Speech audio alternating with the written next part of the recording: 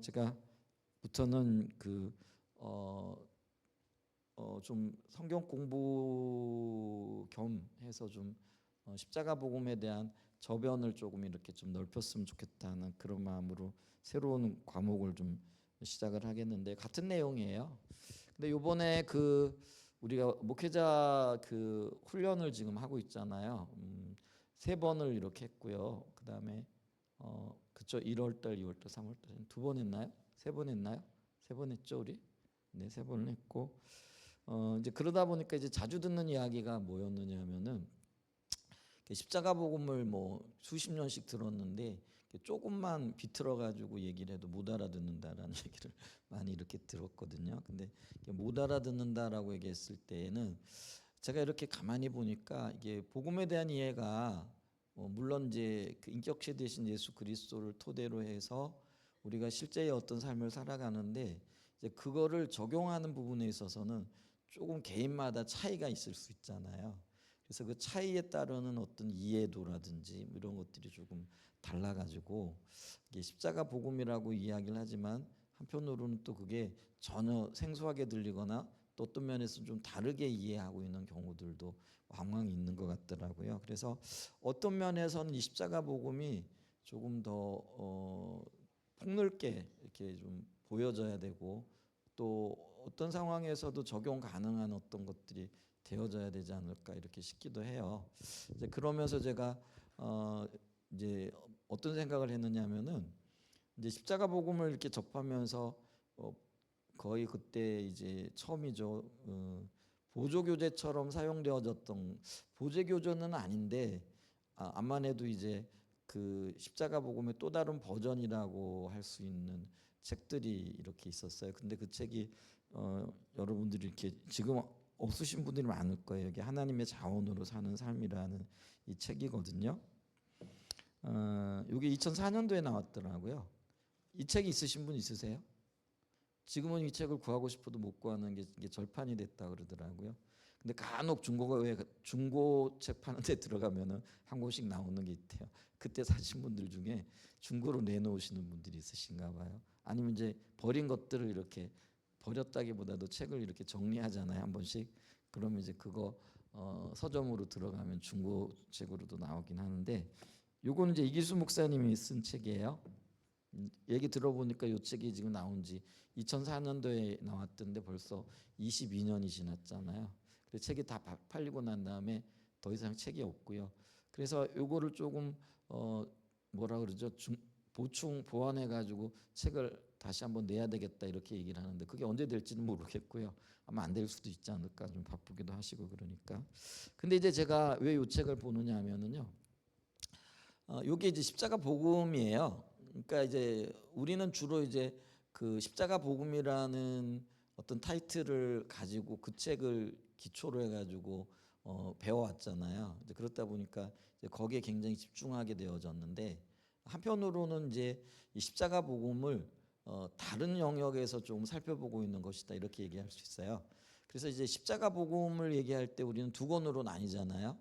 십자가 복음이 인격체 대신 예수 그리스도인데, 그 예수 그리스도를 어떻게 설명해 내는가가 이제 관계적인 측면에서, 실제적인 측면에서. 그래서 십자가 복음 1권의 전체 주제가 뭔지 기억나세요? 하나님과의 친밀함이죠. 그리고 2권이 뭐냐면은 복음의 실제, 아니면 복음의 회복 뭐 이렇게 되어지잖아요. 이제 그렇게 십자가 복음을 2권의 어떤 책으로 풀어낸 게 이제 여주봉 목사님 버전이라고 이렇게 얘기할 수 있어요. 근데 이제 본인에게 비춰진 어떤 것들을 이제 풀어놨다라고 이렇게 볼 수가 있고요. 그 다음에 같은 십자가 복음이에요. 그런데 이제 이거를 이제 본인에게 비춰준 대로 풀어낸 게 이제 이길수 목사님 버전이라고 할 수 있는 게, 복음 십자가 복음 1권에 해당되어지는 게 하나님의 자원으로 사는 거고요. 그러니까 이분은 십자가의 복음을 하나님의 자원으로 사는 거라 이렇게 이해를 하고 있다라는 거예요. 이제 같은 이해지만은, 같은 이야기들을 하지만은 우리가 좀 접근법이 조금 다르다 이렇게 보시면 될 것 같고요. 그 다음에 이제 십자가 복음 2권에 해당되어지는 게 뭐냐면은요, 십자가의 능력으로 사는 삶이에요. 그래서 이수 목사님이 책을 2권을 쓰셨거든요. 하나는 2004년도에, 하나는 2006년인가 8년도에 나왔어요. 근데 같은 십자가 복음인데 바라보는 관점이라든가 이해하는 게 약간씩 차이가 있더라는 거죠. 그리고 풀어내는 어떤 그 방식이 조금 달라요. 근데 같은 이야기를 하고 있어요. 그래서 이렇게 하다 보면 이 얘기가 이 얘기네, 같은 이야기네 이렇게 하는데 하여간 이제 그렇게 풀어냈다라는 거죠. 근데 이제 암만 해도요 우리가 이 책은 그 탑리더가 아니다 보니까 잠깐 나왔다가 여러분들이 그 책을 뭐 좋네 그러면서 이거를 뭐 예를 들면은 십자가 복음이라는 뭐 그 뭐죠 프로그램을 가지고 공부한다든지 근데 충분히 이것도 그럴 만한 가치가 있는 건데 이제 그렇게 하질 못했어요. 그러다 보니까 조금 이렇게 한동안 책 처음 나왔을 때 아, 이런 책이 있네 이런 책을 쓰셨네 하고 우리가 몇 번 읽다가 그냥 서점에 서고에 꽂혀져 버리게 되어지는 이제 그래서 어떤 면에서는 한편으로는 이제 뭐 복음에 대한 어떤 충분한 그게 십자가 복음 책을 통해서 우리가 봤기 때문에 뭐 굳이 뭐 이것까지 봐야 되나 이제 그런 뭐 굳이 봐야 된다라고 이렇게 얘기를 하면 좀 어폐가 있겠지만은 하여간 어떻게 좀 묻히게 되어져 버려 가지고요. 지금은 이제 뭐 십자가 하나님의 자원으로 사는 삶이 그런 책이 있었다더라라고 마치 전설처럼 이렇게 들려지고 있는 거죠. 근데 제가 요즘 그 강의를 이렇게 들어보면서요. 십자가 복음에 대한 각자의 이해가 조금씩 다른데 다양하게 좀 볼 수 있었으면 좋겠다. 그러면 상호 보완적인 어떤 그 이해들이 생겨나고 그래서 이런 이해들을 통해서 십자가 복음이 우리의 삶에 적용되어지는 데 있어서 또 열매 맺는 데 있어서 굉장히 더 훨씬 더 뭐랄까요 폭넓기도 하고 효과적이지도 않을까 하는 그런 생각이 들어가지고 이 책을 좀 언제 좀 다시 한번 살펴봐야 되겠다라는 생각을 하고 있었어요. 이제 그러는 차에 수요일 날 저녁에 저희들이 뭐 임재에 대한 이야기도 하고 뭐 징계에 대한 이야기도 하고 기름 부음에 대한 이야기도 이렇게 해왔잖아요. 근데 이제 그런 얘기들이 조금 마무리됐기 때문에 이 책을 좀 봐야 되겠다 싶은 생각이 이렇게 들고요. 그래서 우선은 여러분들 혹시 하나님의 자원으로 사는 삶 책이 있으신 분들 계세요? 이 집사님 계세요? 전 집사님은 없어요? 옥권사님 계세요? 있으세요? 그러니까 이게 굉장히 초기에 나온 책이기도 하기도 하고요. 2004년도 이렇게 나왔다 보니까 대부분 아마 없지 않을까 이렇게 싶어요. 그래서 이걸 어떻게 할까 싶기도 하고 근데 이거는 PDF 파일로 나와 있는 것도 아니고 이래가지고 책은 없고 그래서 제가 요거를 좀 타이핑을 지금 하려고 해요. 왜냐하면 제 자신을 위해서도 어떤 책을 이렇게 좀 보고 뭐 이럴 때 읽는 거 하고요. 또 내가 그거를 정리하는 건 또 다른 차원인데 제가 이 책은 한 번도 정리를 해본 적이 없더라고요. 그래서 좀 정리를 해야 되겠다. 그럼 가장 빠른 게 뭘까? 조금 느리긴 하지만 이 책을 좀 타이핑을 쳐가면서 또 공부할 건 좀 공부해야 되겠다. 지금 이런 생각이 들어서 제가 지금 오늘부터 시작을 했어요. 그래가지고 한 10여 페이지 지금 쳤는데 제가 쳐 나가면서 뭐 그때 공부할 내용들은 여러분들에게 이렇게 보내드릴게요. 그래서 여기 수요 예배 참여하시는 분들에게만 뭐 다른 분들까지는 제가 모르겠고요. 그래서 한번 책을 봐가면서 보내드리면 아마 핸드폰이나 이런 데 받으실 수 있을 것 같아요. 그래서 보시기도 하고 또 책이 있으신 분들은 오시고 아니면 뭐 이걸 PDF 파일로 만드실 수 있는 분들은 만들어도 되는데 근데 여러분들은 아마 못 하실 거예요. 이제 그 시간이 좀 있거나 뭐 일일이 이거를 갖다가 복사를 떠가지고 PDF 파일을 만들려면 시간이 굉장히 많이 필요한 작업이라 원래 책은 사야 되는데 그렇죠. 지금 우리가 보고 있는 PDF 파일들이 우선 이제 제가 이렇게 PDF 파일이 있는 거 가끔 나눠드리잖아요. 근데 책을 산 걸 전제로 하고 난 다음에 그렇게 하는 거예요. 왜냐하면 이게 지적 재산권에 해당되어지는 영역이기 때문에 그냥 PDF 파일만 나눠드리면은 그거는 옳은 방법은 아닌 것 같고 내가 그 책을 샀는데 어디에서든지 좀 볼 수 있도록 이렇게 나눠드리는 건 별 문제가 없는 것 같고요. 근데 요거는 뭐 이미 절판이 됐기 때문에 책을 뭐 구할 수도 없는 상황이고 그래서 제가 타입 치는 거 다는 이게 한꺼번에 못 드려요. 왜냐면 저도 이제 쳐가면서 이렇게 좀 정리를 하고 또 이래야 될 것 같으니까 그렇게 나눠드릴게요. 그렇게 광고를 드렸으니까 아마 다음 주부터는 나갈 것 같고요. 그래서 이것도 책 두께가 좀 만만치 않아요.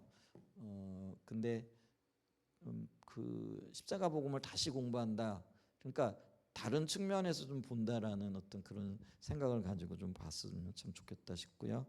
그래서 이게 아까도 얘기했지만 1권이 하나님 자원으로 사는 삶이고요. 별도의 책인데 연관성이 있어요. 그래서 십자가 복음으로 이해하게 되어지면 1권과 2권이 해당되어지는 거다. 그게 2권이 이제 십자가의 능력으로 사는 삶이다. 이렇게 보시면 될 것 같고요. 그 다음에 이제 1권이라고 얘기했을 때는 아까는 이론적인 측면과 친밀한 교제를 토대로 하는 거다. 이렇게 말씀드렸잖아요. 그래서 이게 이제 1권에 해당되어지니까 이제 그 부분에 그러니까 이론적인 측면 그리고 어떤 그 십자가 복음에 필요하게 되어진 어떤 원인들 뭐 이런 것들도 좀 볼 수 있지 않을까 이렇게 싶어요. 자, 그래서 오늘은요 저자 서문부터 이게 어떤 의도를 가지고 이 책이 쓰여졌는가 이걸 살펴보는 게 굉장히 중요하죠. 그래서 제가요 이걸 설교식으로 할까 하다가 성경 공부식으로 하는 게 좋겠다 싶어요. 왜냐하면은 그게 저에게도 그렇고 여러분들에게도 그렇고 좀 유익이 되어져야 되잖아요. 근데 이제 뭐 설교식으로 하면 제가 요약을 해가지고 나눌 수도 있는 부분이기도 하겠지만은 책을 갖다 놓고 하나씩 읽어가면서 하는 것이 여러분들에게는 훨씬 더 효과적이고요. 그리고 제가 설교를 하는 뭐 이유도 그거잖아요. 여러분들이 알아야 되고 아는 것들 삶에 또 적용해가면서 또 경험하게 되어지는 일들이 일어나야 되는 건데 그냥 한번 듣고 그냥 흘려버릴 것이 아니고 좀 같이 공부해 나가는 것도 필요하겠다 싶은 그런 생각이 이렇게 들어요. 근데 이제 이 책이 성경 공부 교재용으로 이렇게 쓰여진 건 아니에요. 근데 십자가 복음 같은 경우에는 아예 성경 공부용으로 이렇게 쓰여진 거잖아요. 근데 이거는 그런 건 아니지만은 그래도 우리가 이거를 좀 하나씩 읽어가면서 그러면은 이제 십자가 복음과의 유사성도 있을 거고요. 아니면은 또 다른 관점도 좀 있을 거고요. 이런 것들을 좀 보면 쉽겠다 싶어요. 그래서 오늘 이제 서문을 좀 보면은요 이렇게 시작해요. 오늘날 많은 사람들이 예수 믿기가 너무 힘들다고 말한다라는 거죠. 근데 이게 진리예요? 아니면 거짓이에요? 이게 이제 많은 사람들은 이걸 사실로 생각을 한다라는 거죠. 근데 이제 요즘 새벽에 저희들이 민수기 그 정탐꾼 이야기, 민수기에 보게 되어지면 12정탐꾼 보내잖아요. 근데 12정탐꾼이 돌아와 가지고 10명이 무슨 보고를 하죠? 사실적인 보고를 해요. 근데 그 사실의 보고가 뭐예요? 그 땅이 굉장히 아름답고 그리고 적과 꿀이 흐르는 땅이기는 맞는데 그 땅에 살고 있는 사람들이 너무 강력하다라는 거죠. 그래서 우리가 볼 때는 그 사람들 앞에 메뚜기 같아서 그들을 쳐서 이길 수 있는 가능성은 제로다, 뭐 전혀 없다 이런 보고를 하잖아요. 근데 그게 사실이에요. 사실의 영역인데, 근데 문제는 뭐예요? 그게 진리는 아니더라는 거죠. 근데 우리는 사실적인 영역에 늘 초점을 맞추거든요.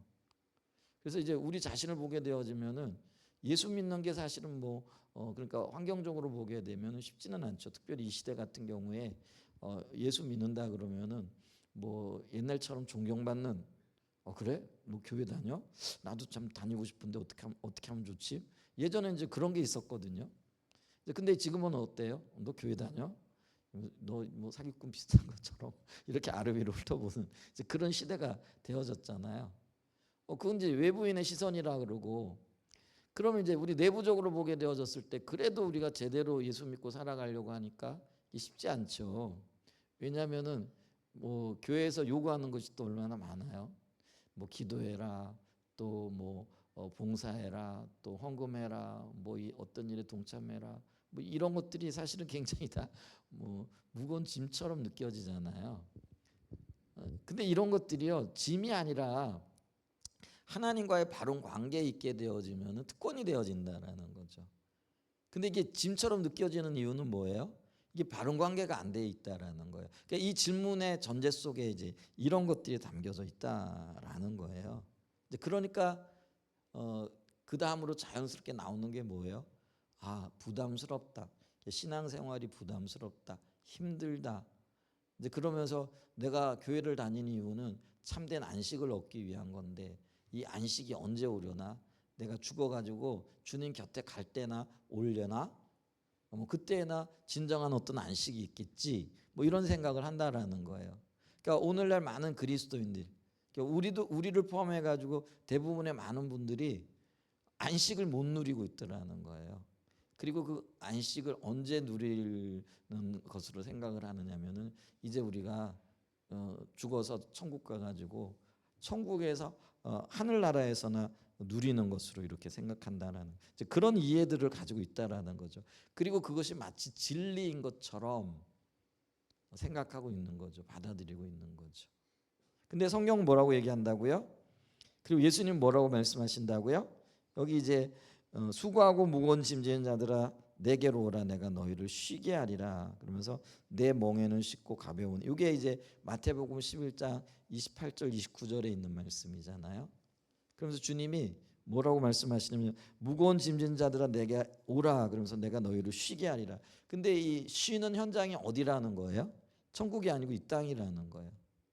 그래서 우리가 무겁게 느끼고 있는 그 짐들이 뭐라는 거예요? 사실은 가볍고 그리고 사실은 즐거움이고 사실은 특권이라는 거예요.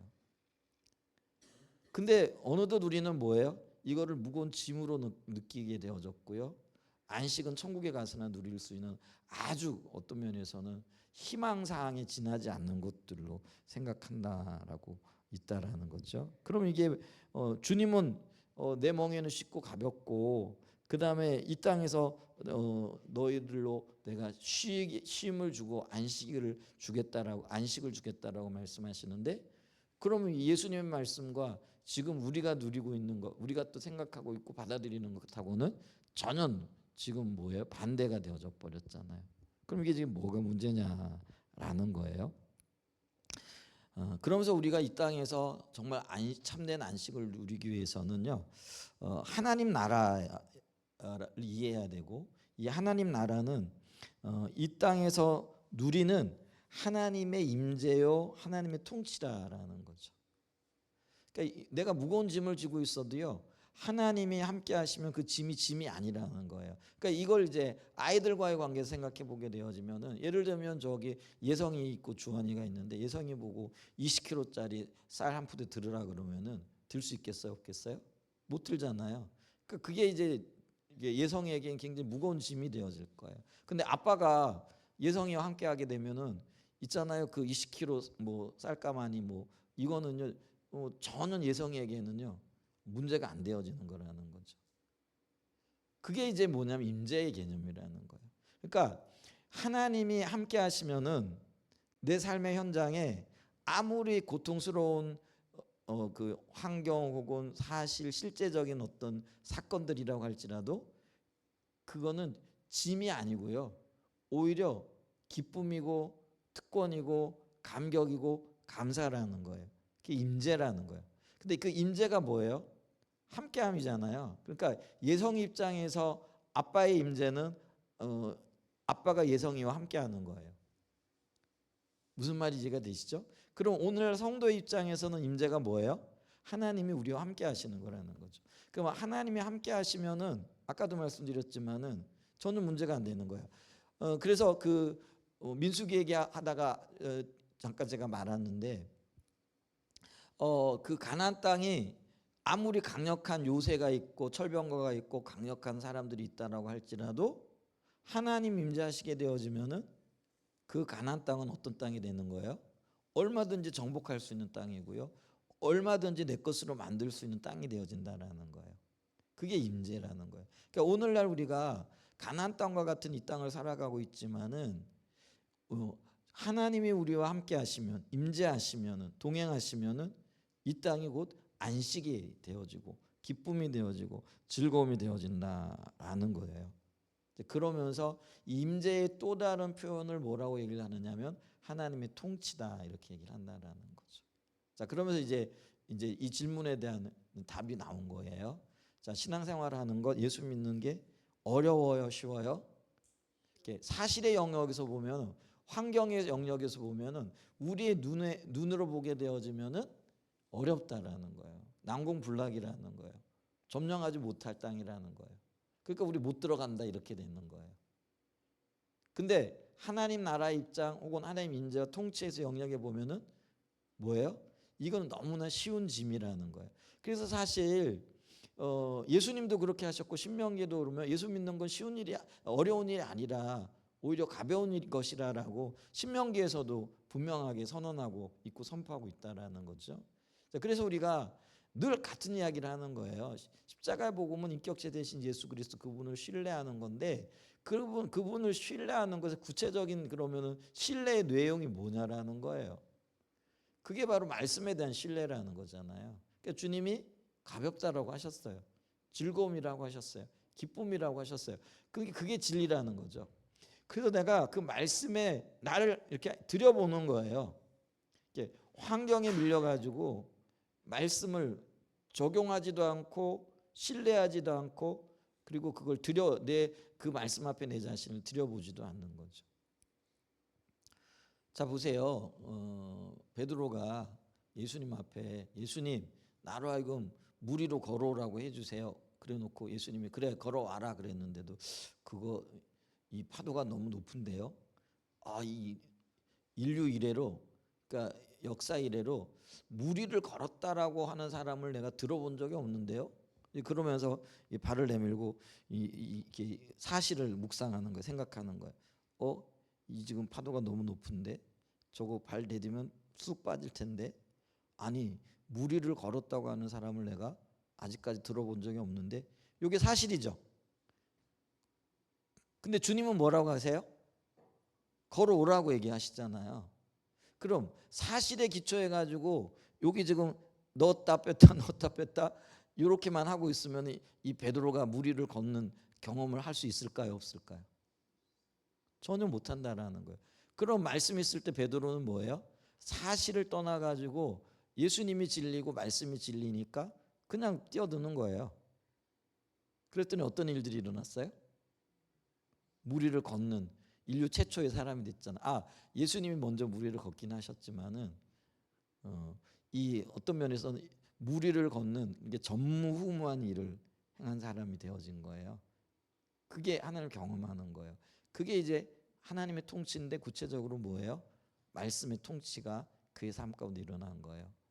만약에 우리가 이 진리에 동의하여 하나님의 통치 앞에 우리 자신을 드리게 되어지면은요, 예수 믿는 게 절대로 어려운 일이 아니라는 거예요. 굉장히 쉬운 일이라는 거예요. 근데 그렇게 하지 못하는 이유가 뭐예요? 사실이 너무 커 보이는 거예요.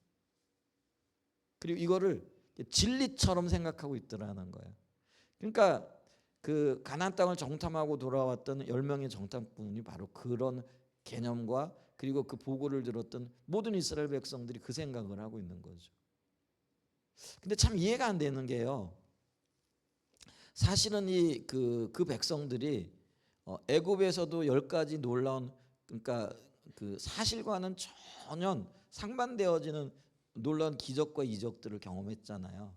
그 다음에 광야에서도 사실은 그들이 홍해가 갈라지는 사건이라든지 그 다음에 쓴물이 단물로 바뀌는 사건이라든지 그리고 광야에서 물을 먹는 사건이라든지 아니면은 메추라기 내려서 그 고기를 실컷 먹는 사건이라든지 아니면 만나가 내려가지고 굶지 않고 있었던 그리고 그때까지 입었던 의복이 더러워지지 않고 우리 있잖아요 요즘 옷 뭐 젊은 아이들 같은 경우는 마찬가지겠지만은 하루 옷 입고 다 훌 벗어 던지잖아요.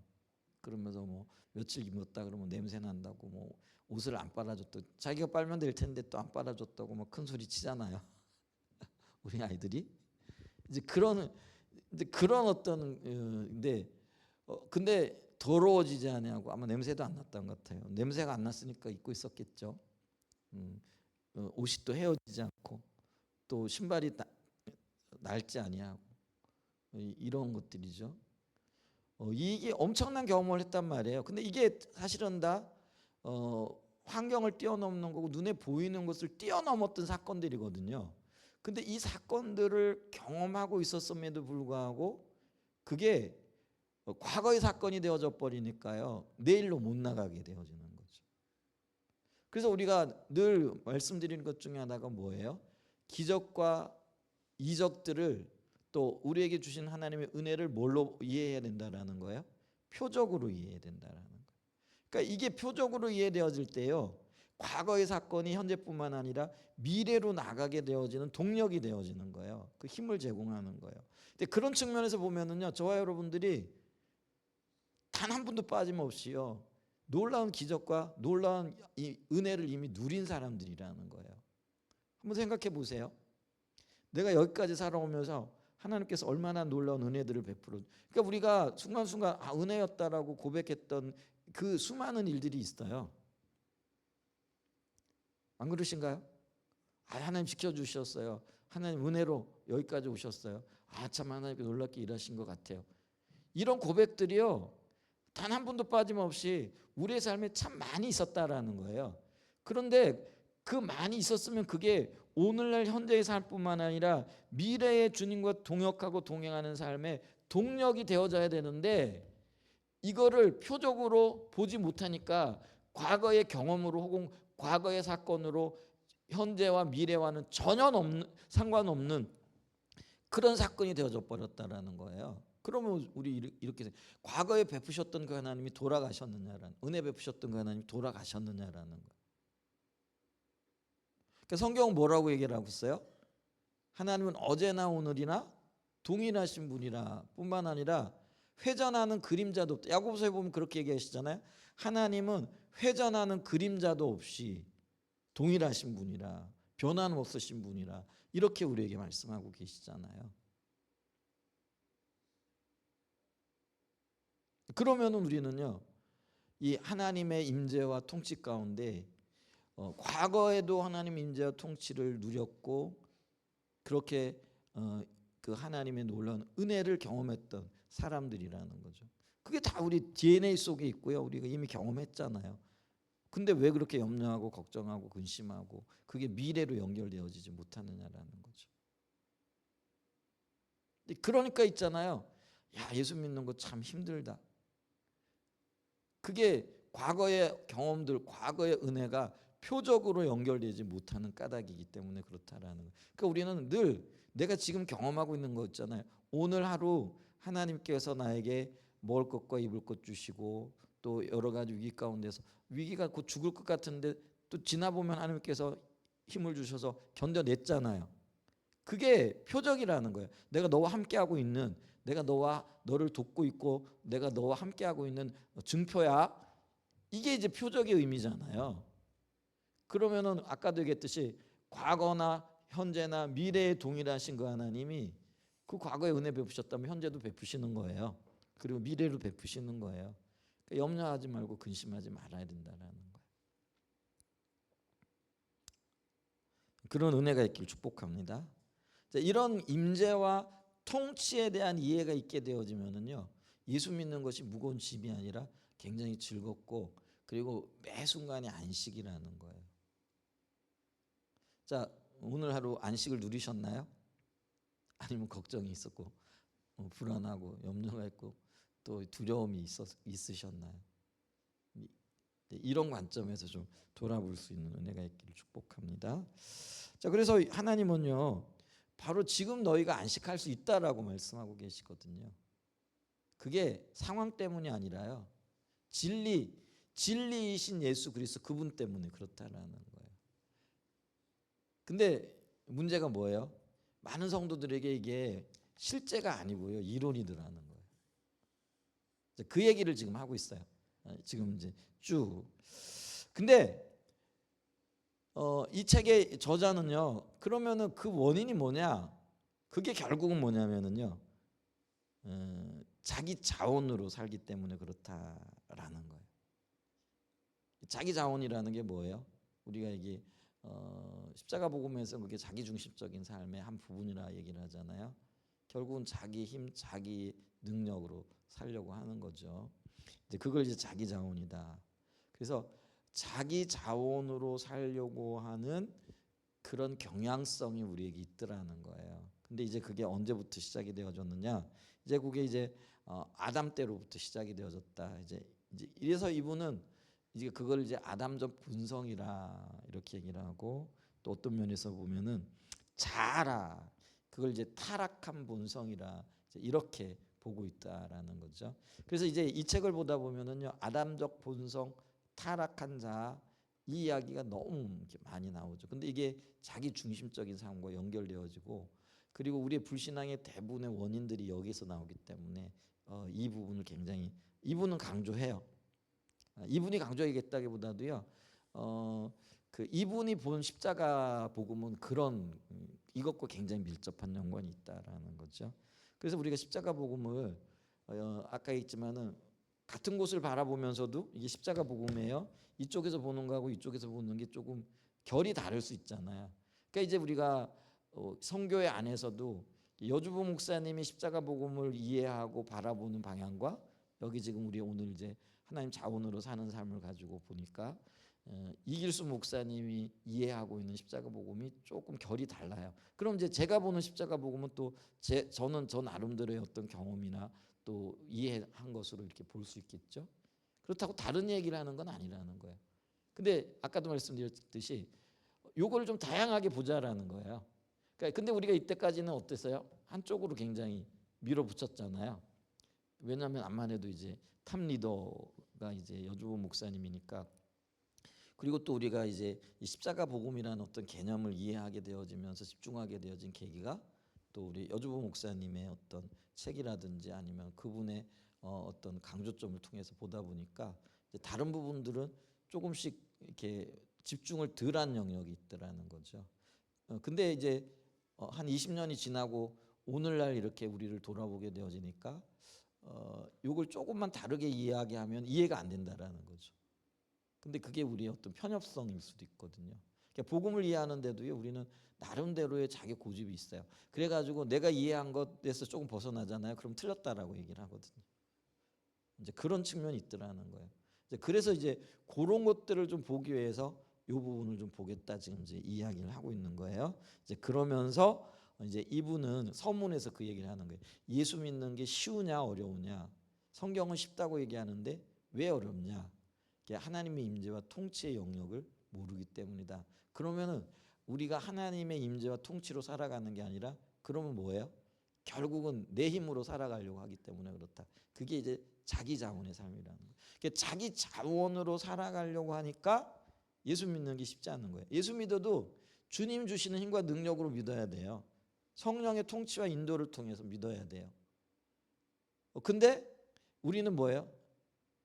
내가 믿고 내 힘으로 이루려고 그러고 내가 따라가려고 하고 뭐 이러니까 굉장히 힘들 수밖에 없다라는 거죠.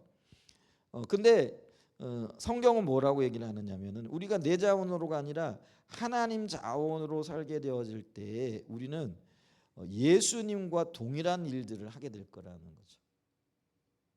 엄청난 일이에요. 사실은 그게 하나님이 우리에게 주기를 원하시는 삶이고 누리기를 원하시는 삶이라는 거예요. 그러니까 예수님이 이 땅에서 하셨던 그 모든 일들을 사실은 우리도 할 수 있어요. 그게 하나님이 우리에게 주신 약속이기도 하거든요. 요한복음 14장 12절 좀 한번 찾아주세요. 방송실. 그게 약속이기도 하죠. 요한복음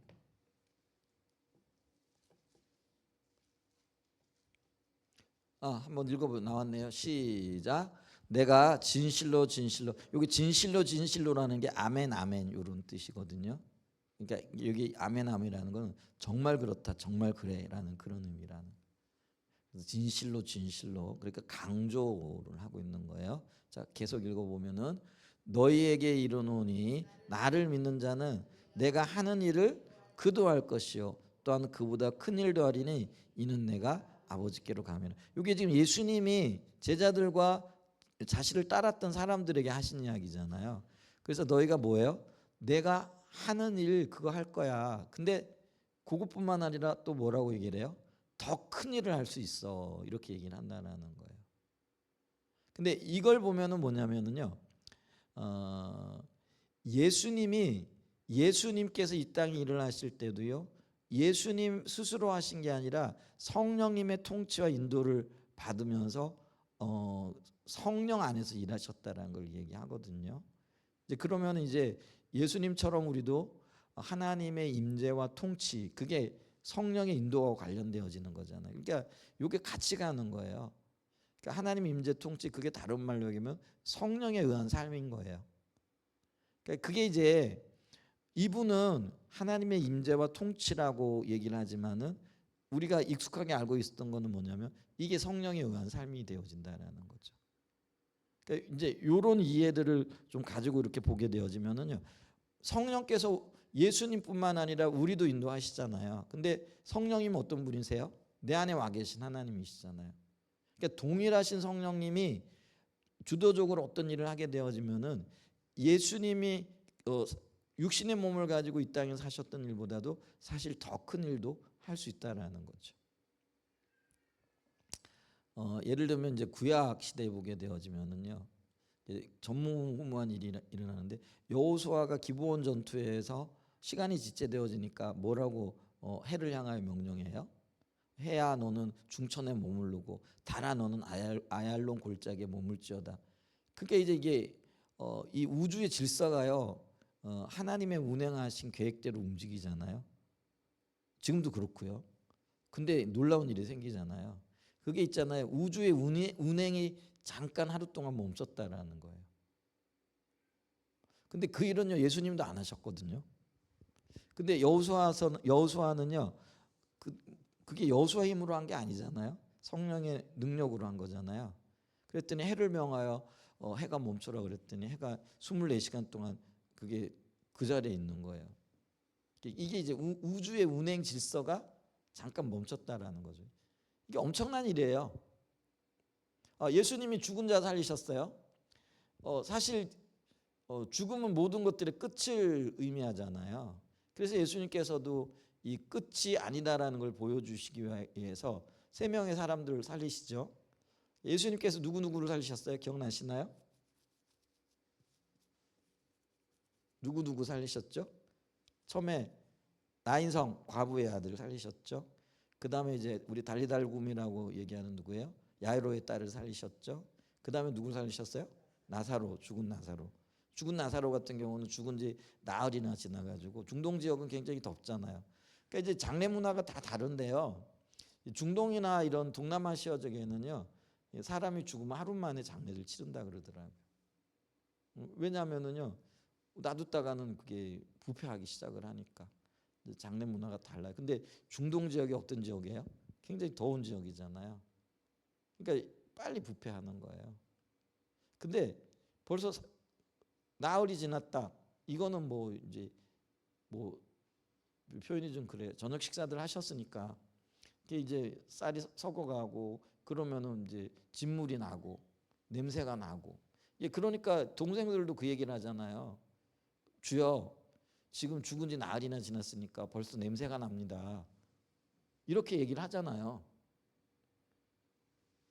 근데 한번 생각해 보세요. 살이 흐물흐물해져 가지고 지금 썩어가고 있고 냄새가 나는 지경인데 나사로야 나오라. 이건 한계를 극복한 거잖아요. 이제 그 일을 했는데 여러분 성경에 보면은요, 똑같은 일을 했던 사람이 나오잖아요. 예를 들면은 베드로 같은 경우도요. 다비다라는 여제자가 죽었어요. 근데 구제나 이런 것들을 굉장히 심해해서 이렇게 안타까운 마음을 가지고 베드로를 요바에서 초청하잖아요. 그래가지고 어떻게 하든지 좀 해주세요. 그랬더니 베드로가 죽은 그 여인을, 그래서 그 시신을 다 이렇게 뭐죠? 우리식으로 얘기하면 염을 해가지고 정결하게 해가지고 침상에 뉘어놓은 그 시신을 향하여 다비다야 일어나라 그러잖아요. 그랬더니 어떻게 해요? 일어나잖아요. 근데 그게요, 엄청난 일이라는 거죠. 근데 그 일이 그러면 성경 시대에만 있었나? 아니요. 오늘날에도 여러 곳에서 죽은 사람을 살려내는 이야기예요. 여러분 질레이커라는 선교사님이 계세요. 그분은 이제 아프리카에서 사역을 하다가요, 아이가 놀다가 나무에서 떨어져 가지고 목이 부러져 가지고 식사를 하게 돼요. 근데 그 아이를요 위해서 살려달라고 제가 기억 그 24시간 이상을 기도했다는 것 같아요. 근데 나중에 그 아이가 살아나거든요. 그게 이제 선교사의 기록이, 선교사 그러니까 역사의 기록이 되어져 있는 거라는 거죠. 근데 이런 얘기를 하면은 이제 일반 사람들은 뭐라고 얘기를 할까요? 그게 말이나 되는 얘기냐? 근데 그게 기록이 되어져 있단 말이에요. 그런 일들이 있단 말이에요. 그러니까 성경에만 있는 게 아니고요. 오늘날에도 목이 부러져 죽었어요. 그러면은 이건 뭐 살 가망성이 없는 거잖아요. 그런데도 기도로 살려낸 일이 있단 말이에요. 그런 역사들이 일어난다라는 거예요. 근데 이게 안식이라는 거예요. 그러니까 하나님의 임재와 통치 가운데 있을 때 이런 일들이 일어난다라는 거죠. 그러니까 이 임재와 통치 가운데 있으면 이런 일들이 일어날 뿐만 아니라 예수님이 하셨던 것보다도 더 놀라운 일들이 일어난다라는 거예요. 근데 그 가능성이 사실은 저와 여러분에게 다 열려져 있는 거예요. 아멘? 우리가 어떻게 접근을 하느냐. 결국은요, 우리의 신앙이 인격적인 관계잖아요. 근데 인격적인 관계는요, 결국은 어떤 반응을 하느냐에 따라 가지고 결과가 달라지거든요. 그잖아요. 우리 여기 지금 영은이가 있는데 제가 예를 들면은 이제 이게 인격적인 관계니까 제가 이제 주머니에 초콜릿이 하나 있다고 쳐요. 다 큰 저기한테 초콜릿 가지고는 안 되겠지만 초콜릿을 내면서 이거 먹을래? 그러면은 이제 그게 초콜릿을 좋아하면 받아 먹겠죠. 아니면 초콜릿을 싫어하면은 아예 됐다고 이제 거절을 하겠죠. 자, 그래서 이게 인격적인 관계가 그게 가능해요. 받아들일 수도 있고 거절할 수도 있다라는 거예요. 어떻게 반응하느냐에 따라 가지고 이게 내가 먹을 수도 있고 먹지 못할 수도 있어요. 근데 이게 초콜릿 같으면 이거 간단해요. 그 초콜릿 좀 아까워도 안 먹으면 못 먹으면 안 먹은 걸로 끝나는 거예요. 근데 그게요, 생명과 관계되어지는 일이라. 아니면은 아까 뭐죠, 광야의 이스라엘 백성들에게 있어서 가나안 땅이 오느냐 놓치느냐 이 문제로 비화될 수도 있는 거예요. 무슨 말인지 이해가 되세요? 근데 그게 인격적인 관계에서 오는 거라는 거예요. 하나님은 그들에게 가나안 땅 탐지해봐. 그리고 내가 그 땅을 줄게. 이미 이게 인격적인 관계에서 약속을 하셨잖아요. 근데 그들이 갔다 와가지고 뭐예요? 그 땅을 사실적인 측면에 초점을 맞춰가지고 그거를 악평하고요. 우리는 메뚜기 때문에 못 들어간다 이러면서 하나님과의 인격적인 관계를 훼손하거든요. 그러니까 하나님 뭐라고 말씀하시느냐면은 네가 그렇게 반응했기 때문에 내가 이 땅을 못 줘 이렇게 얘기를 하거든요. 그러면서 뭐라고 얘기를 하세요? 14장에 넘어가면은요. 민수기 14장에 나가면 너희 말이 내 귀에 들린 대로 내가 할게 이렇게 얘기를 하거든요. 그게 인격적인 관계의 특징이에요. 그러니까 예를 들면은 아까 영은이하고 제가 마주 보면서 내가 어떤 말을 하느냐에 따라 가지고 반응이 달라지겠죠. 그게 인격적인 특징이라는 거예요. 그러니까 하나님은 그 백성들에게 뭐라고 얘기를 하느냐면 네가 그렇게 얘기를 했지. 네가 그렇게 원망하고 그렇게 불평하고 또 그렇게 부정적인 얘기했지. 근데 그 얘기가 내게 들렸어. 그게 이제 인격적인 관계라는 거예요. 이게 관계는 그게 들려지고 오고 가고 하잖아요. 근데 놀라운 게 뭐냐면은 내 귀에 들린 대로 내가 그대로 할게 이렇게 얘기를 하거든요. 그러니까 여러분 있잖아요. 이 하나님 앞에 우리가 어떤 반응을 하느냐가 사실은 하나님이 내게 역사하시는 것과 관련이 되어진다는 거예요. 그러니까 하나님의 통치, 임재에 대해서도요. 내가 적극적으로 반응하고 적극적으로 하나님 앞에 응답해야 되는 거예요. 그게 인격적인 관계의 반응이라는 거예요. 그리고 이거는요. 사실 우리의 신앙은 굉장히 구체적인 거예요. 그리고 실제적인 거라는 거예요. 그래서 하나님은요. 우리의 생각도 보시고요. 우리의 말도 보시고요. 우리의 행동도 보시는 거예요. 그래서 내가 뭘 생각하느냐, 내가 어떤 말을 하느냐, 어떤 행동을 하느냐, 이게 인격적인 관계 속에서 다 주님 앞에 들려지고 보여지고 또 하나님이 어떻게 하실 것인가에 대한 그런 어떤 전제 조건이 되어진다는 거죠. 아멘. 그래서 여기서 보면은요, 우리가 예수님처럼 하나님과의 인격적인 관계 가운데 있게 되어지면은요, 성령의 역사를 통해서 예수님보다도 더 큰 일을 할 수도 있다라는 거예요. 주님처럼. 그러니까 하나님과 예수님 사이에 온전한 인격적인 관계 속에서 예수님이 보면은 하나님의 말씀에 온전히 순종하시잖아요. 그러니까 십자가를 지기까지 순종하시잖아요. 근데 십자가가 예를 들면은 그게 얼마나 고통스럽고 얼마나 수치스러운 건데 그거를 즐거운 마음으로 흥겹게 받아들일 사람이 있겠느냐라는 거예요. 우리 같으면 그걸 받아들였겠느냐라는 거예요. 근데 하나님은 예수님은 그걸 받아들였잖아요. 그러니까 예수님의 삶이 다 그랬다라는 거죠. 십자가뿐만 아니라 그 모든 삶의 영역에 있어서 예수님은 하나님의 주권적인 통치와 임재를 적극적으로 환영했다라는 거죠. 그러니까 예수님에겐 별별 일들이 다 일어난 거죠. 그럼 우리가 그러면 예수님보다도 더 관계 임재와 통치 가운데에서 이렇게 주님 앞에 열려 있고 말씀에 순종하고 그렇게 예수님처럼 살면은요 예수님보다도 훨씬 더 놀라운 일들을 경험하게 될 거예요. 근데 그게 지금 안 되고 있다라는 거죠. 그게 이제 뭐냐? 이런 비밀을 깨닫고 그 비밀 가운데 맡기고 살아가기보다는 자기 자원, 그러니까 내가 할 수 있는 것에 초점을 맞춘다라는 거죠. 그러니까 내가 하려고 하는 거예요. 주님을 의지하지 않고. 그렇기 때문에요. 우리가 하나님의 자원으로 살 때, 그러니까 하나님 중심적인 삶으로 살 때만은 참된 안식과 자유함이 있다라는 거죠. 그래서 요한복음 8장 32절에도 보면은요, 진리가 너희를 자유케 하리라 이렇게 말씀하셨다라는 거예요. 근데 그러면서 이분은 이제 이거를 이렇게 얘기를 해요. 우리의 느낌이나 감정이 우리를 자유하게 하는 것이 아니라 진리가 우리를 자유하게 한다라는 거예요. 아멘. 근데 요거를 요렇게 해석하는 분도 제가 처음 봤어요. 저는 이제 진리만 초점을 맞춰가지고 그래 말씀이 우리를 자유케 하고 그런데 이분은 이제 진리가 자유케 한다라고 했을 때에 그러면은 우리의 그 자유케 하는 재료들이 감정이나 느낌이나 이런 것들이 아니다 이렇게 지금 해석을 하고 있는데 이것도 이렇게 제가 들어보면서 그래 맞아. 이게 이제 제 식으로 얘기하면은 환경이라든지 보여지는 것들이라든지 뭐 손에 잡히는 것들이라든지 사실 이런 것들 때문에 우리가 자유함을 누리는 게 아니에요. 여러분 우리가 제일 원하는 게 뭐예요? 솔직하게 얘기하면은 뭐 돈 걱정 없이 사는 거 아니에요? 여러분들도 그렇고 저도 그렇고 좀 돈 걱정 없이 좀 살았으면 좋겠다는 마음도 좀 있잖아요. 교회를 왔을 때도 빨리 빚 좀 갚고 빚 없이 좀 살았으면 좋겠다. 가정적으로도 이제 빚이 이제 우리들 다들 있잖아요. 집 살 때도 빚이 있고 뭐 자동차 살 때도 요즘은 다 할부 끼고 사니까 빚이 있고 다 빚이 있잖아요. 근데 이제 우리의 원함이 있다면 뭐예요?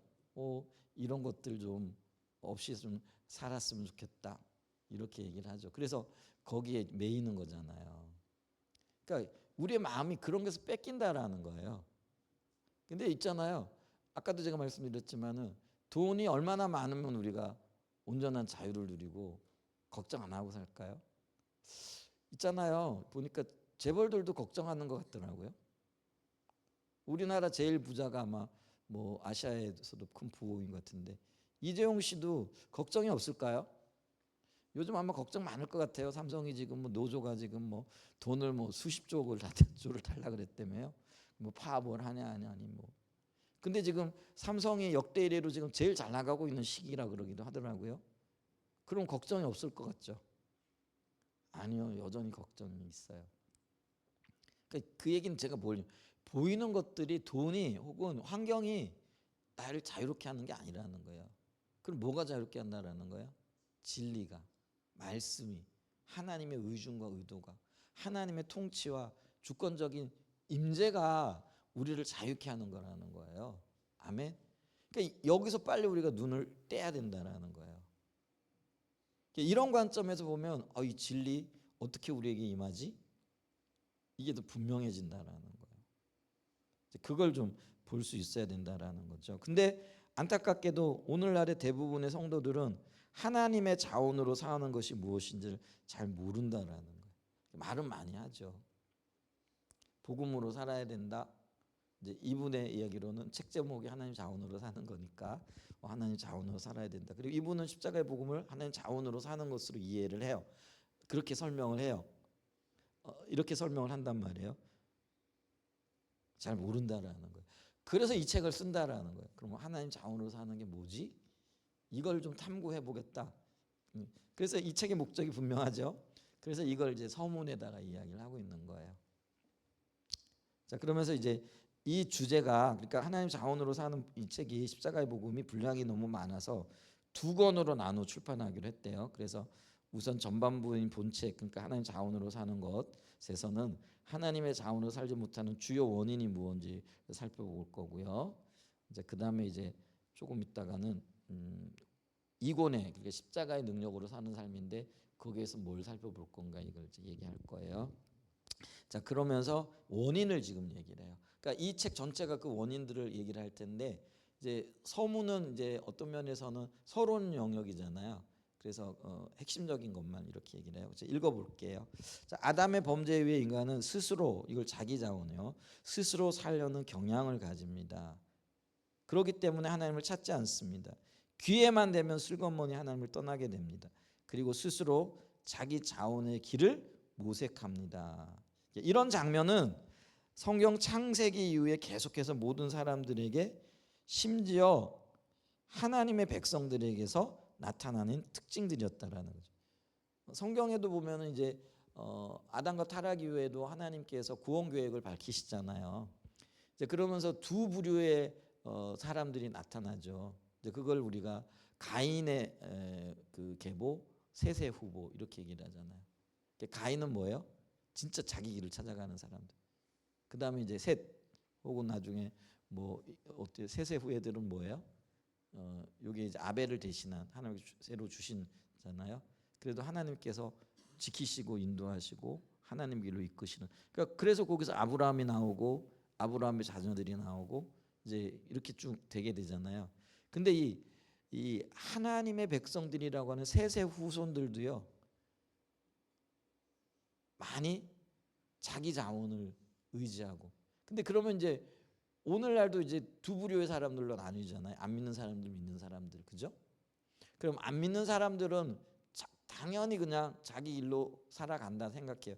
그럼 문제는 믿는 사람들은 어떠냐라. 그 사람들, 그러니까 우리를 얘기하는데 우리는 그러면은 잘 살고 있느냐라는 거예요. 그냥 하나님 의도하셨던 대로 하나님 중심적으로 하나님 길을 따라서 하나님 자원으로 살아가고 있느냐라는 거예요.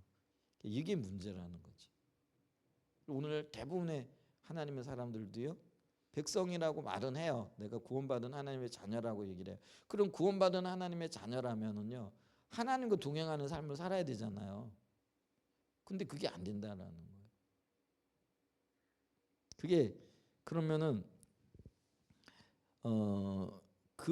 그런 특징들이 나타나는데, 그런 특징들이 나타나는 이유가 뭐냐라는 거예요. 그걸 타락한 자라고 얘기를 하고 있고요. 그 다음에 아담적 본성이라 이렇게 얘기를 한다는 거죠. 그래서 아담적인 타락한 본성 때문에 그렇게 일어난다라는 거죠. 그래서 이게 원인이 되어져 가지고요, 오늘날 우리가 거듭난 성도들임에도 불구하고 누가 가르쳐 주지도 않아요. 근데 그걸 이제 우리가 원죄라 이렇게 얘기를 하잖아요. 그러니까 가르쳐 주지도 않았는데도 그 길을 가는 거예요. 그게 그 DNA가 우리 속에 있는 거예요. 이걸 이제 죄의 경향성이라고 얘기를 하더라고요. 이게 그런 거죠. 그리고 우리 안에는 그게 있거든요. 죄의 경향성이 있어요. 그게 원죄예요. 그걸 지금 얘기한다는. 그래서 그런 가운데 있는 사람들에게 나타나는 게 기복신앙이라는. 기복신앙이라는 거는요, 사람의 몸에 비유를 하게 되어지면은요, 중심을 얘기를 하는 거예요. 그래서 내 마음에 원하는 게 뭐냐라는 거예요. 그게 복받기를 원하는 거잖아요. 그게 복받기 위해 가지고 하나님을 이용하는 거죠. 그게 기복신앙이라는 거예요. 그리고 이런 어떤 이론적인 토대를 제공하는 게 율법주의라는 거죠. 이게 머리에 해당되어지는 거예요. 그래서 머리로 계획하고 생각하고, 왜냐하면 마음의 소원을 따라서. 그리고 이제 손과 발은 뭐예요? 실질적으로 행동하는 거예요. 그래서 있잖아요, 이 기복 신앙은 우리 중심에 해당되어지고요, 율법주의 신앙은 우리 머리에 해당되어져. 그 다음에 인본주의는 뭐예요? 실제로 움직이는 손발에 해당되어지는 거죠. 이제 그렇게 볼 수 있다라는 거죠. 이런 것들이 나타나게 되는데 그 원인이 타락한 자아, 아담적인 타락한 본성 때문에 그렇다라는 거죠. 그리고 이런 것들이요, 이런 것들이 아담이 그랬던 것처럼 하나님 자원으로 살아가는 삶을 방해한다라는 거죠. 이게 영적인 전쟁의 영역이라는 거죠. 만약에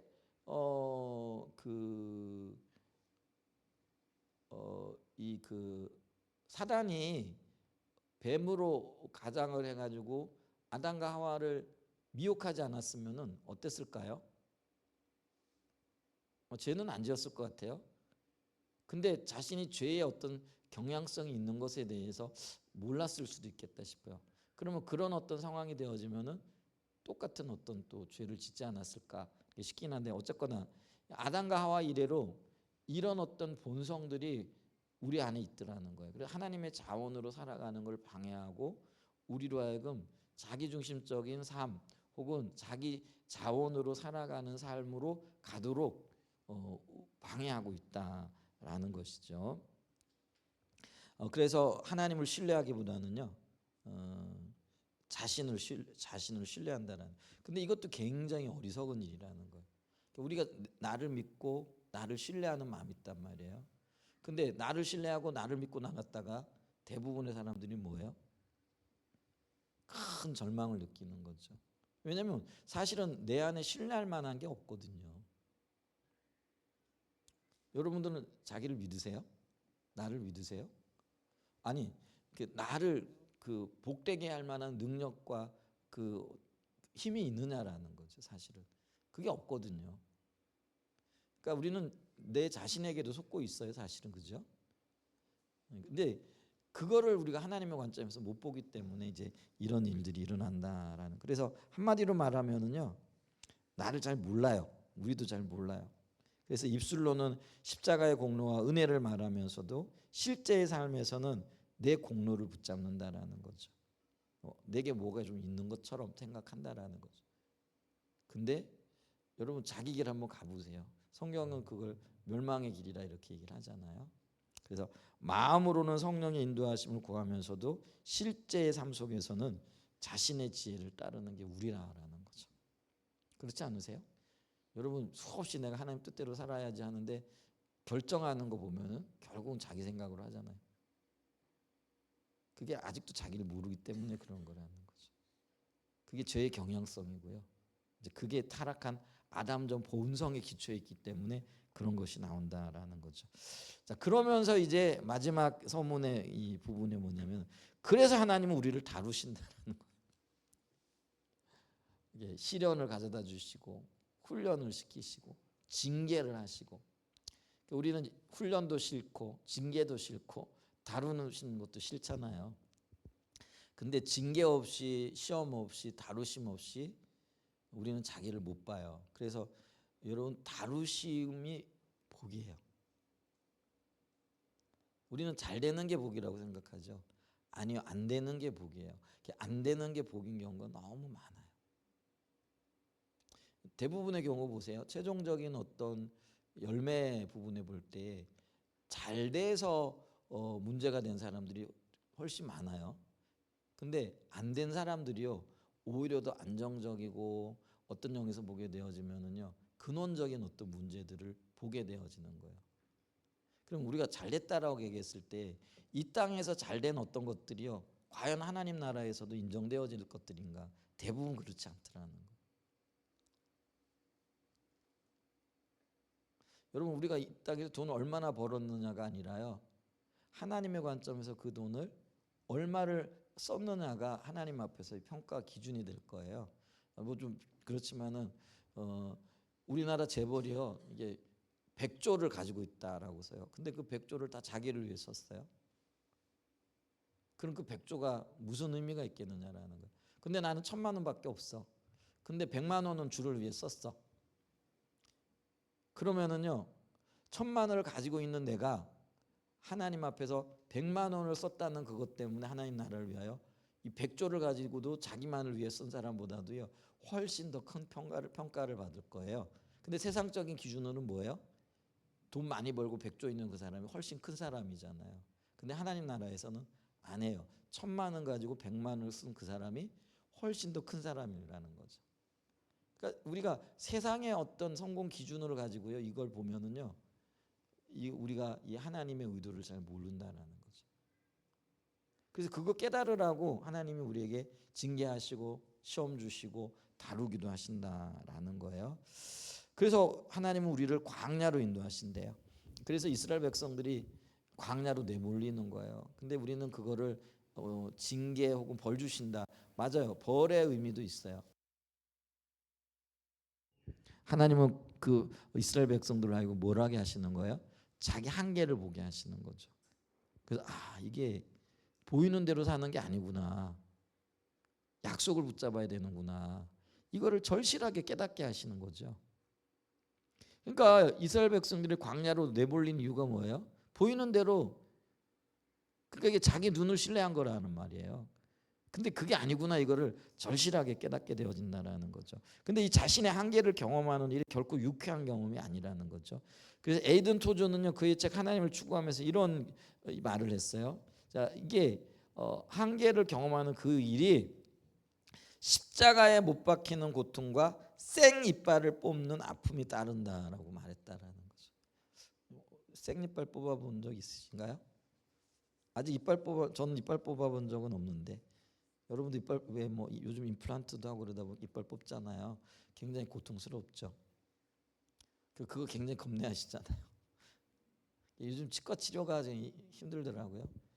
제 아내는요, 뭐 이런 얘기, 이게 뭐 겁났는지 아니면 귀찮은지 뭐 안 가가지고 치료를 잘 안 받아가지고요. 뭐 최근에 갔더니 좀 이빨이 심각한 상태가 됐더라고요.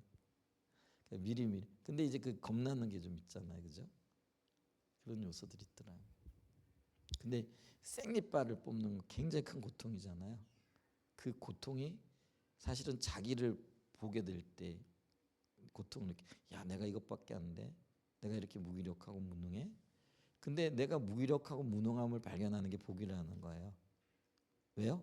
우리 시선을 주님께로 돌릴 수 있기 때문에 그렇다라는 거죠.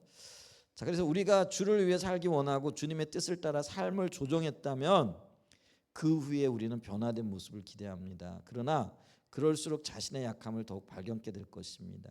때로는 환경을 통해 자신을 보게 됩니다. 이때 우리는 혼돈스러워합니다. 광야를 이해하지 못하기 때문입니다. 그래서 이 책이 이런 혼동스러워하는 사람들을 위해 쓰여졌다라는 거죠. 기대감이 되죠. 그래서 이 책을 공부하다 보면은요, 내가 왜 이렇게 고통스러워하는지, 왜 이렇게 혼돈스러워하는지, 분별력이 없는지 이제 이걸 보게 될 거라, 이제 그 원인을 발견하게 될 거라 선전하는 거예요. 이제 그런 이야기들을 이제 쭉 얘기를 하고 있고요. 그러면서 위로의 말을 전합니다. 하나님께 쓰임 받았던 위대한 믿음의 사람들은 하나님 자원으로 살았던 사람들입니다. 그런데 그들의 삶에는 하나님의 다루심이 있었음을 기억하십시오. 그러니까 우리도 다루고 있겠다, 다루신다라는 그런 의미죠. 그러면 우리를 다루시면은 우리가 성경에 나와 있는 위대한 믿음의 사람들처럼 빚어질 수 있다라는 가능성도 있는 거잖아요. 굉장히 감사하죠. 하나님께서 그들을 광야에 두셨습니다. 모세, 다윗, 요셉, 바울 등 거기서 그들은 자신의 자원 스스로 안 되는 것을 경험하게 됩니다. 그때 자신의 무능을 발견하게 되고 더 이상 자신을 신뢰치 않습니다. 그리고 하나님을 신뢰합니다. 하나님 말씀 앞에 믿음으로 반응합니다. 이게 굉장히 중요해요. 그러니까 인격적인 관계에서 중요한 게 뭐라고요? 반응이라는 거예요. 내가 어떻게 반응하냐. 그러니까 보이는 것대로 환경대로 반응하지 않고요. 그게 말씀에 반응하고 진리에 반응하는 게 필요하다라는 거예요. 근데 이 반응이 실패와 성공을 나눈다라는 거예요. 그러니까 이스라엘 열정탐구는 뭐예요? 보이는 것에 반응했거든요. 안 된다, 안 된다, 안 된다. 우리는 적은 자다, 적은 자다. 그래 죽을 거다. 근데 여호수아와 갈렙은 어떻게 해요? 저들보다 하나님 더 크시다. 이게 이제 여호수아와 갈렙의 반응이잖아요. 그래서 여호수아와 갈렙은 가나안 땅을 밟게 되잖아요.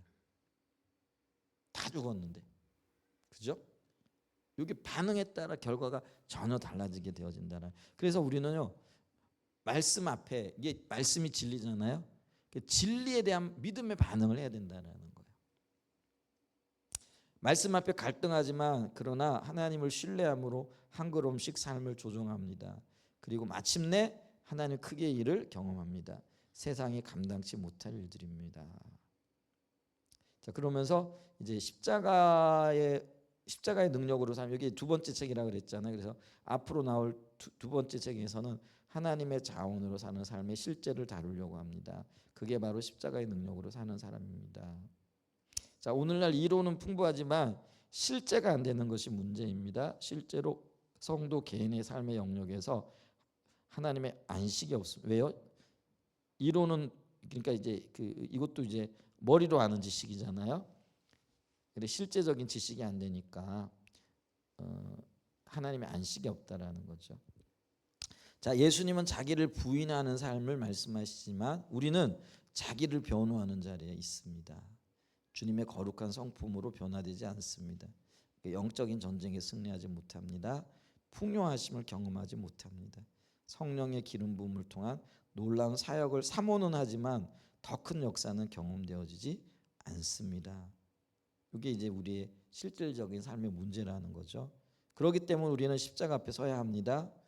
십자가 앞에 설 때 우리는 하나님의 자원에서 오는 실제를 경험하게 됩니다. 수많은 믿음의 선진들이 바로 그런 삶을 산 것입니다. 우리가 하나님의 자원, 자기 자원을 버리고 하나님의 자원에 서게 되어질 때 하나님의 지혜가 부어지고 삶의 변화가 일어나고 하나님 크기의 일을 경험하게 됩니다. 그러면서 이 서문을 지금 마치고 있고요. 그래서 이제 1장부터 시작해가지고 쭉 이 부분들을 좀 하나하나 좀 살펴볼 거예요. 시간이 좀 걸리더라도 아까 제가 말씀드렸지만은 십자가 복음을 20년 넘게 저도 배웠고요. 또 수없이 강의를 했잖아요. 근데 약간만 다른 표현을 해도요. 또 다른 곳에서 적용을 하게 되어지면은요. 혼란을 느끼는 거죠. 그래서 좀 다양하게 좀 볼 필요가 있겠다. 그래서 우리 안에 이런 다양성이 있는가 봤더니 이게 보이더라고요. 이게 제가 이 책을 지금 2004년 책인데 한번 읽었어요. 그리고는 책꽂이에 꽂아놓고는 뭐 그냥 이런 책이 있었지. 뭐 그때 좋은 책이었지. 요 기억만 있는 거예요. 근데 제가 이걸 다시 보게 되면서 이게 충분히 보충할 수 있는 그리고 같은 이야기인데 조금 다른 표현으로 뭐 풀어내고 있는 것을 보게 되어졌어요. 그래서 저와 여러분들이 조금 더 다양하게 십자가의 복음을 이해할 수 있는 좋은 계기가 될 수 있을 것 같아요. 그래서 이 부분을 좀 보고요. 그래서 책이 절판됐기 때문에 제가 이거를 타이프를 치고 있어서 조금씩 해보면서 고날 강의분이라든지 뭐 이렇게 보내드리고요. 어떻게 뭐 방법은 좀 생각을 해보죠.